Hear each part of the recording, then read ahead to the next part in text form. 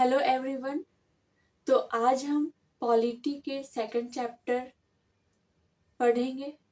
First chapter हमने कल पढ़ा, संविधान का निर्माण कैसे होता है, मेकिंग ऑफ द कॉन्स्टिट्यूशन, किस तरीके से संविधान सभा का गठन होता है। ठीक है। और आज हम पढ़ेंगे संविधान की प्रमुख विशेषताएं। हमारे संविधान की क्या क्या विशेषताएं हैं उसके बारे में हम जानेंगे। ठीक है। तो सबसे पहले हम आते हैं, हमारा संविधान जो है सबसे लंबा लिखित संविधान है। जो भारत का संविधान है विश्व में सबसे लंबा लिखित संविधान है। जैसे कि ब्रिटेन का संविधान है तो वो लिखित नहीं है, वो अलिखित संविधान है। अमेरिका का संविधान है वो लिखित है, लेकिन हमारे संविधान जितना लंबा नहीं है। ठीक है। नेक्स्ट है विभिन्न स्रोतों से विहित। विभिन्न स्रोतों से विहित मतलब हमारे संविधान में अलग अलग स्रोत से कुछ उपबंध लिए गए हैं। ठीक है। जैसे कि भारत सरकार अधिनियम 1935 से कुछ उपबंध लिए गए हैं, कुछ उपबंध दूसरे कंट्री से लिए गए हैं, ब्रिटेन से लिए गए, अमेरिका से लिए गए, रसिया से लिए गए हैं, कनाडा से लिए गए हैं। ठीक है। जैसे कि हमारे संविधान में मौलिक अधिकार के बारे में वर्णन किया हुआ है, वो अमेरिका के संविधान से लिया गया है। उसी तरीके से जैसे कि हमारे संविधान में राज्य के नीति निर्देशक तत्व के बारे में वर्णन किया गया है, तो वो आयरलैंड के संविधान से लिया गया है। इसके बारे में हम और भी विस्तार से पढ़ेंगे, वो हम नेक्स्ट वीडियो में हम और भी जानेंगे किस कंट्री से कौन सा उपबंध लिया गया है, क्योंकि ये हमारे एग्जाम के पॉइंट ऑफ व्यू से बहुत बहुत इम्पोर्टेंट हो जाता है, क्योंकि इससे रिलेटेड मैक्सिमम टाइम एग्जाम में क्वेश्चन पूछे जाते हैं। ठीक है। नेक्स्ट, नम्यता एवं अनम्यता का समन्वय। नम्यता और अनम्यता मतलब क्या? मतलब कठोरता और लचीलता। कठोरता मतलब क्या? जिस संविधान में हम संशोधन नहीं कर सकते। लचीलता मतलब जिस संविधान में हम संशोधन कर सकते। जो हमारा संविधान है इसमें दोनों की समन्वय है, ना ही ये कठोर है ना ही एकदम लचीला है। ठीक है। जैसे आर्टिकल 360 अनुच्छेद अनुच्छेद 368 में ये प्रावधान दिया हुआ है कि हम संविधान में संशोधन कर सकते हैं। ठीक है। नेक्स्ट, एकात्मकता की ओर झुकाव के साथ संघीय व्यवस्था। हमारा जो संविधान है उसमें एकात्मकता की ओर झुकाव के साथ साथ संघीय व्यवस्था है। मतलब कि हमारा संविधान द्विसदनीयता है, लिखित संविधान है, एकल नागरिकता है। जैसे कि अमेरिका के संविधान को अगर हम देखते हैं तो वहाँ आपको एक तो अमेरिका में आप रह रहे हैं, अमेरिका की नागरिकता तो मिलेगी। इसके अलावा अगर आप अमेरिका के किसी राज्य में रह रहे हैं उस राज्य के भी नागरिकता आपको मिलेगी। लेकिन ऐसा हमारे इंडिया में नहीं है। इंडिया में अगर आप किसी भी पर्टिकुलर स्टेट में रह रहे हैं उस स्टेट की नागरिकता लेने की जरूरत नहीं है और ना ही मिलती है। वो हम इंडिया में रह रहे हैं मतलब कि पूरे इंडिया की नागरिकता आपको मिलेगी। ठीक है। जैसे कि हमारा देश संघीय व्यवस्था भारत आर्टिकल आर्टिकल अनुच्छेद 1 में वर्णन किया गया है 1 में कि भारत राज्यों का संघ, भारत को राज्यों का संघ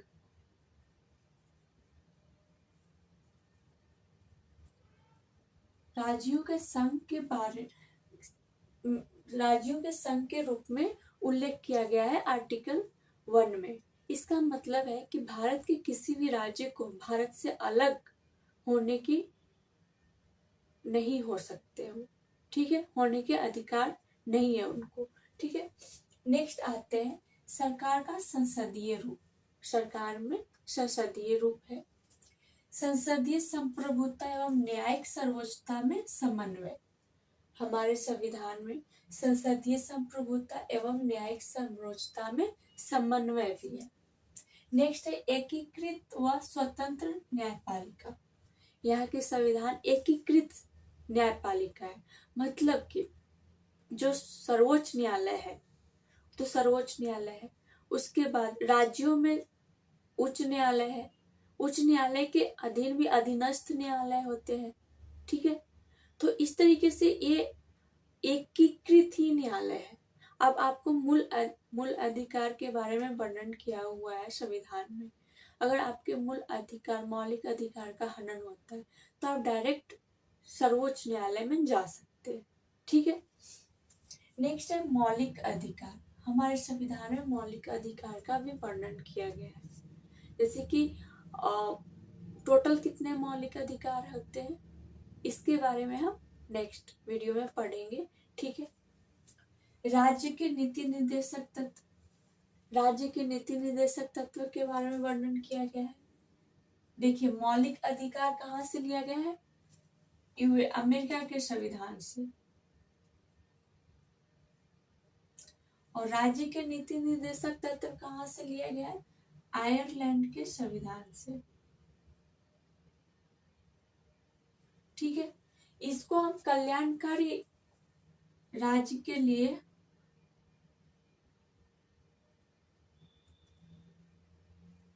रखते हैं। ठीक है, कल्याणकारी राज्य। नेक्स्ट है मौलिक कर्तव्य। हमारे संविधान में मौलिक कर्तव्य को 42nd अमेंडमेंट के द्वारा ऐड किया गया है। मूल जो संविधान था उसमें मौलिक कर्तव्य नहीं था, लेकिन 42nd अमेंडमेंट में मौलिक कर्तव्य को ऐड किया गया है। ठीक है, नेक्स्ट है एक धर्मनिरपेक्ष राज्य। हमारे भारत देश में कोई भी धर्म एक भारत का धर्म नहीं है, यहाँ हर धर्म के लोग रहते हैं। नेक्स्ट है सार्वभौम वयस्क मताधिकार। जो भी नागरिक 18 वर्ष के हो चुके हैं उनको वोट देने की अधिकार है, वो अपने सरकार को चुन सकते हैं, उनके लिए वो मतदान कर सकते हैं। ठीक है, नेक्स्ट है एकल नागरिकता।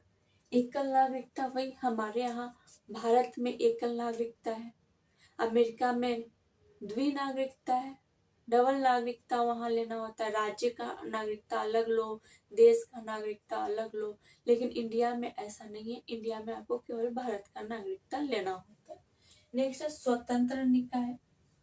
आपातकालीन प्रावधान, जैसे कि हमारे संविधान में आपातकालीन प्रावधान दिया हुआ है, जैसे कि टोटल आपातकालीन प्रभाव 3 होते हैं, राष्ट्रीय आपातकालीन, राज्य आपातकालीन राष्ट्रपति शासन भी बोलते हैं, और वित्तीय आपातकालीन।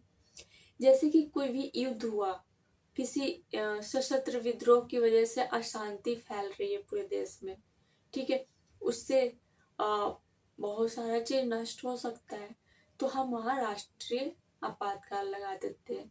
जैसे कि राष्ट्रपति शासन, किसी राज्य में कुछ भी संवैधानिक चीजें सही ढंग से नहीं किया जा रहा है तो वहाँ हम राष्ट्रपति शासन लगा देते हैं।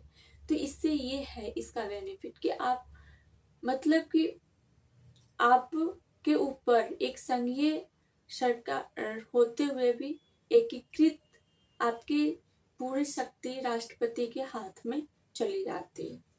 नेक्स्ट है त्रिस्तरीय सरकार।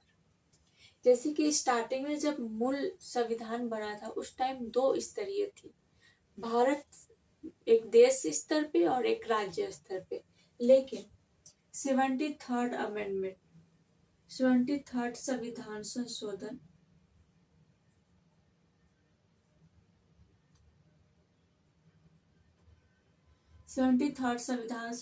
में पंचायती राज को ऐड किया गया है। 73rd संविधान संशोधन में पंचायती राज को ऐड किया गया है। एंड 74th संविधान संशोधन में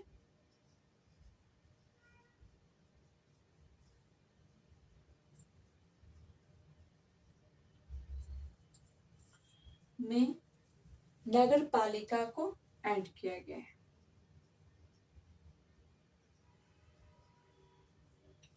ठीक है, तो ये भी आपके एग्जाम के पॉइंट ऑफ व्यू से इम्पोर्टेंट हो जाता है। ये आपसे अक्सर एग्जाम में पूछे जाते हैं, पंचायती राज को किस संविधान संशोधन के द्वारा हमारे संविधान में ऐड किया गया है, तो 73rd संविधान संशोधन।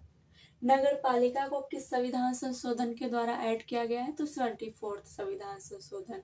ठीक है, संविधान में संशोधन की प्रक्रिया किस अनुच्छेद में है, तो अनुच्छेद 368। आर्टिकल 1 में, अनुच्छेद 1 में भारत को किस रूप से जाना गया है, तो राज्यों का संघ।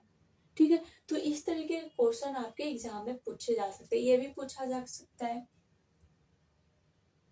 कि मौलिक अधिकार कहाँ के संविधान से लिया गया है, तो अमेरिका के संविधान से।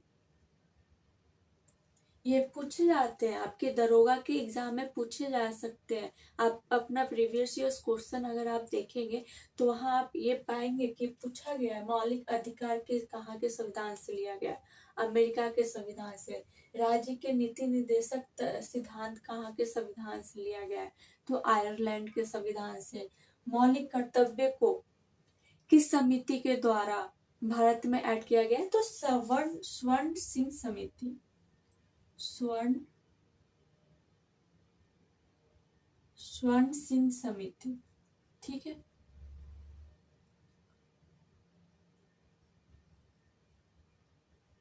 के द्वारा 42nd अमेंडमेंट, 42nd संविधान संशोधन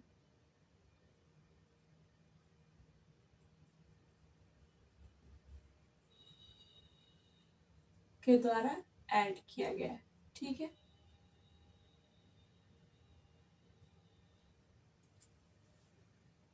तो इस तरीके के आप, जैसे कि आपातकालीन प्रावधान कितने होते हैं, कौन से आर्टिकल में, राष्ट्रीय आपातकालीन 352 आर्टिकल में है। ठीक है, तो वित्तीय आपातकाल किस आर्टिकल में, तो 360 अनुच्छेद 360 में वित्तीय आपातकाल का उल्लेख किया गया है। आर्टिकल अनुच्छेद 352 352 में राष्ट्रीय आपातकाल का उल्लेख किया गया है। आर्टिकल 356 एंड 365 में राष्ट्रपति शासन का उल्लेख किया गया है, मतलब कि राज्य आपातकालीन का उल्लेख किया गया है। तो इस तरीके के आपसे एग्जाम में प्रश्न पूछे जा सकते हैं, तो आप अच्छे से याद कर लीजिएगा। बाकी मिलते हैं नेक्स्ट वीडियो में। ठीक है, थैंक यू।